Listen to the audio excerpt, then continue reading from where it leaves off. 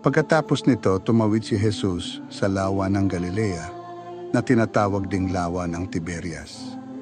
Sinundan siya ng napakaraming tao sapagkat nakita nila ang pagpapagaling niya sa mga may sakit. Umakyat si Jesus sa bundok kasama ang kanyang mga alagad at naupo roon.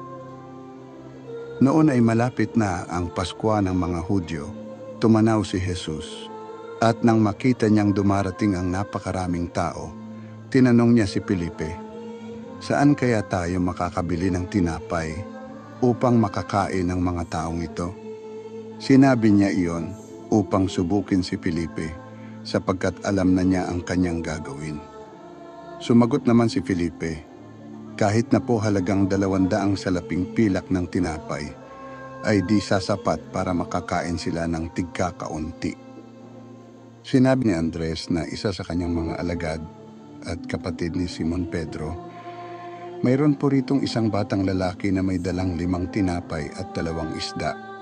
Subalit sasapat kaya ang mga ito? Paupuin ninyo ang mga tao," sabi ni Jesus. Madamo sa lugar na iyon. Umupo nga ang lahat. Humigit kumulang sa 5,000 ang mga lalaki.